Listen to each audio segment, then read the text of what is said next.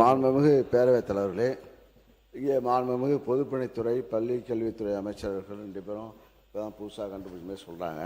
நாங்கள் இப்போ பள்ளிக்கல்வித்துறை அமைச்சர் சொல்லும்போது 5000 வகுப்பறைகள் கடந்த ஆட்சியில் கட்டப்பட்டது இப்போ சொல்கிறார்.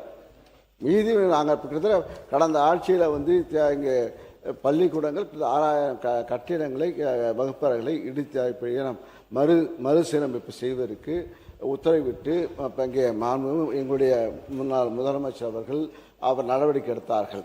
அதேபோல் கழிப்பிடமே இல்லைங்கிற மாதிரி ஒரு கருத்தை உருவகப்படுத்தி 2 அமைச்சர்களும் பேசுகின்றார்கள்.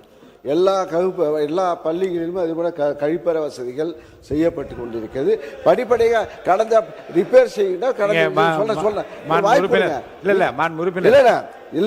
இல்லவே கட்டவே இல்லைங்கிற மாதிரி ஒரு மாறிய ஒரு தோற்றத்தை உருவாக்குகிறார்கள். ஆக நீங்கள் இல்லாத இடத்துல நீங்கள் கட்டுங்க சுத்தமாக. ஏன்னா பேசுவதை கடந்த ஆட்சியில் கழிப்பறையே இல்லாமல் கட்டுப்படுத்தி கொண்டிருக்கிறார்கள் என்ற ஒரு உருவகத்தை உருவாக்குகிறார்கள். அது தவறு. பொதுப்பணித்துறை அமைச்சர் மாண்புமிகு பேரவைத் தலைவர்களே, நான் பேசும்போதே சொன்னேன்,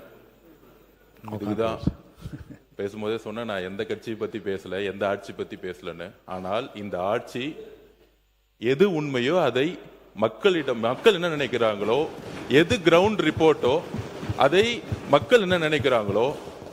நம்ம எல்லாம் பேசுறோம், ஸ்கூல் நல்லா இருக்கு, காலேஜ் நல்லா இருக்கு, அரசு கல்வியில் நல்லா இருக்குன்னு. ஆனா நம்ம பசங்க இது வரைக்கும் யாரையுமே அரசு பள்ளியில சேர்த்ததே கிடையாது. இதுதான் உண்மை. ஏழ்மையா இருக்கவங்க அரசு பள்ளியில சேர்க்கணும். ஆனா அது கருணை அடிப்படையில் இருக்கு. நம்ம திருப்பி சொல்றோம், எங்களுடைய முதலமைச்சரோட தலைமையில் அது கருணை அடிப்படையில் உரிமை அடிப்படையில் மாத்தணும். ஒரு அரசு கல்வி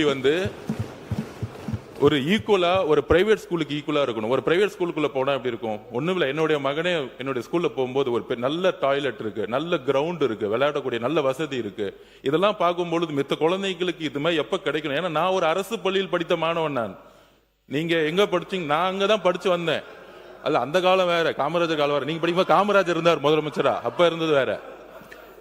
நீங்க காமராஜர் காலத்துல படிச்சதுனால ஸ்கூல் நல்லா இருந்துச்சு. சோ இங்க குறைகள் இல்ல. இங்க என்ன பிரச்சனைனா, திருப்பியும் சொல்றோம், திருப்பியும் நாங்க பதிவு பண்றோம், அரசு கல்லூரிகளுடைய கட்டடங்கள் சரியாக இல்லை அப்படிங்கறத பதிவு பண்றத நான் பதிவு. மாண்பு உறுப்பினர் சிவகுமார் அவர்கள், மாண்பு உறுப்பினர் சிவகுமார் பேசலாம். மாண்புமிகு பேரவைத் தலைவர் அவர்களே, மாண்பு உறுப்பினர் சிவகுமார் பேசுங்க. மாண்புமிகு பேரவைத் தலைவர் அவர்களே, வேண்டாம், இப்ப வேண்டாம். 2026-27 குடிநீர் மற்றும் பள்ளி கல்வி துறை மற்றும் உயர்கல்வித்துறை மீதான மானிய கோரிக்கைகள் எனக்கு பேசுங்க பேச வாய்ப்பளித்த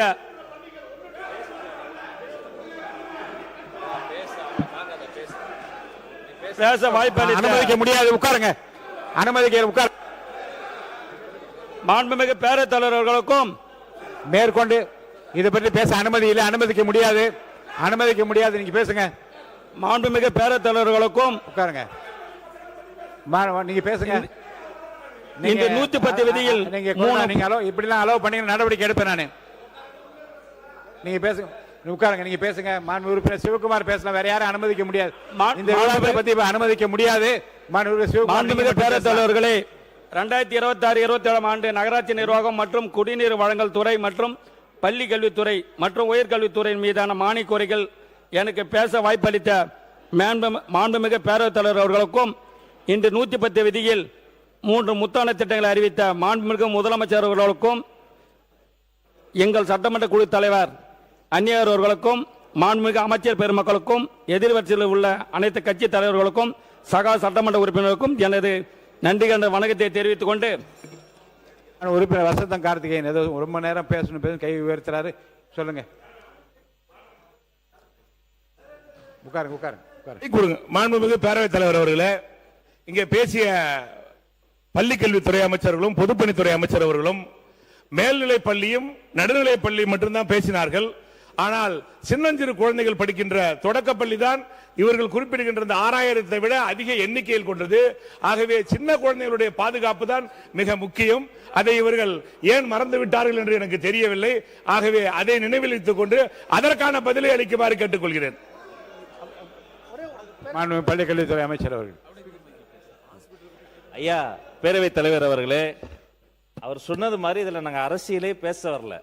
நாங்க அவங்கள குறை சொல்லி இவங்களை குறை சொல்ல 1ஆம் வகுப்பு முதல் 12ஆம் வகுப்பு வரை அந்த ஸ்கூல் கேம்பஸ்குள்ள எந்த குழந்தை வந்தாலும் இது சேஃப்டி சம்பந்த சிலது சென்னையை பொறுத்த வரைக்கும் கார்பரேஷன் கண்ட்ரோல் சில ஸ்கூல்ஸ் இருக்கு, ஊராட்சி கண்ட்ரோல் சில ஸ்கூல்ஸ் இருக்கு. இப்படி ஒவ்வொரு ஸ்கூலும் ஒவ்வொரு விஷயங்கள்ல பிரியாரிட்டியில இருந்தாலுமே சேஃப்டியை பொறுத்தவரை ஸ்டெபிலிட்டி டெஸ்ட், அந்த பில்டிங் உறுதியா இருக்கா, அந்த பில்டிங் இன்னும் என்ஹான்ஸ் பண்ணலாமா, எப்படி டாய்லெட்டை மெயின்டைன் பண்ணலாம் அப்படிங்கறத அவங்க டெஸ்ட் பண்ணி ஒரு பரிசோதனை செய்து அந்த ஆய்வறிக்கையை கொண்டு வரணும். இதுல தயவு செய்து அரசியல் இதுல கைவிட்டுருங்க. சட்டமன்ற உறுப்பினர்களா நம்ம தொகுதியில் இருக்கக்கூடிய எல்லா பள்ளிகளையும் தான் சேர்த்துதான் சொல்றோம். மாண்பு உறுப்பினர் சிவகுமார் பரவாயில்ல, அவர் ஸ்டெபிலிட்டி டெஸ்ட் எடுக்கட்டும். அவர் உட்காருங்க. மாண்பு உறுப்பினர் சிவகுமார் நீங்க தொடர்ந்து பேசுங்க. பேசலாமா? எல்லாம் பேசி முடிச்சிட்டாங்களா? பேசலாமா? நீங்க தொடர்ந்து பேசுங்க. எல்லாருக்கும் நன்றி சொல்லியாச்சு, திருப்பி சொல்லணும்னா பள்ளிக்கல்வித்துறை மீது அடியாத செல்வம் என்றால் அது கல்விதான். ஒருவருக்கு கல்வி மட்டும் கொடுத்து விட்டால் போதுமானது, வேற எதையும் வழங்க தேவையில்லை. மற்ற அனைத்தையும் கல்வியை பெற்று தந்துவிடும். அத்தகையான கல்வி தரமாக வழங்க வேண்டியது அரசின் கடமை. பள்ளி கல்வித்துறைக்கு நடப்பாண்டில் 44,527 கோடி நிதி ஒதுக்கப்பட்டுள்ளது. இதுல சம்பளம் பென்ஷன் மட்டும் 95% போகுது. அப்ப பள்ளி கட்டமைப்பு நீங்க பாத்தீங்கன்னா ஆரம்ப பள்ளியில கழிப்பிட வசதி இல்ல, காம்பவுண்ட் வசதி இல்ல. நடுநிலை பள்ளியில அதோட மோசமா இருக்குது. கிட்டத்தட்ட 95% போயிட்டு 5% நீங்க நிதி வச்சுக்கொண்டு நீங்க கட்டமைப்பை எப்படி சரி பண்ண முடியும்ன்றதை அரசு கவனத்தை கொண்டு வர விரும்புகிறேன். கல்வித்துறையில் மாநிலத்தின் மொத்த உற்பத்தி மதிப்பில் 6% ஒதுக்கீடுபட வேண்டும் என்று எங்கள் பாட்டாளி மகிழ்ச்சி தலைவர் அண்ணன் மருத்துவர் அன்புமணி ராமதாஸ் அவர் தொடர்ந்து வலியுறுத்தி வருகிறார். 10 ஆண்டுக்கு முன்பு வரை மாநிலத்தின் மொத்த உற்பத்தி மதிப்பு 2% ஒதுக்கப்பட்டு வந்தது. ஆனால் நடப்பாண்டில் மாநிலத்தின் மொத்த உற்பத்தி ஜிஎஸ்டிபி 40.67 லட்சம் கோடியாக இருக்கும் என்று கூறப்பட்டிருக்கிறது. அதில் 1.1 விழுக்காடு மட்டுமே பள்ளி கல்வித்துறைக்கு ஒதுக்கப்பட்டுள்ளது. அப்ப எப்படி கல்வி நம்ம தரமா கொடுக்க முடியும்ன்றது தெரியல. தமிழ்நாட்டில் 23 மாணவர்களுக்கு ஒரு ஆசிரியர் இருப்பதாக கணக்கு காட்டப்படுகிறது. ஆனால் உண்மை நிலை என்னவென்றால் சுமார் 4000 பள்ளியில் ஒரு ஆசிரியர் மட்டும்தான் உள்ளனர். ஒட்டுமொத்தத்தில் பார்த்தால் சுமார் 83,000 வகுப்புகளுக்கு ஆசிரியர் இல்லை. மத்திய அரசு அண்மையில் வெளியிட்ட புள்ளி விபரப்படி தமிழ்நாட்டில் தொடக்க பள்ளியில் நடுநிலைப் பள்ளியில் மட்டும் 30,191 உள்ளன. இந்த பள்ளியில் ஒரு வகுப்புக்கு ஒரே ஒரு பிரிவு என்றால் வைத்துக் கொண்டால் கூட மொத்தம் 1,76,706 வகுப்பறை உள்ளன. ஆனால் கடந்த ஆண்டு நிலவரப்படி இந்த பள்ளியில் ஒட்டுமொத்தமாக 1,03,000 ஆசிரியர் மட்டும்தான் உள்ளன. கடந்த மே மாதம் ஓய்வு பெற்ற சுமார் 10,000 பேர் கழித்துவிட்டால் 93,000 ஆசிரியர்கள் தொடக்கப்பள்ளி கல்வித்துறையில் இருப்பார்.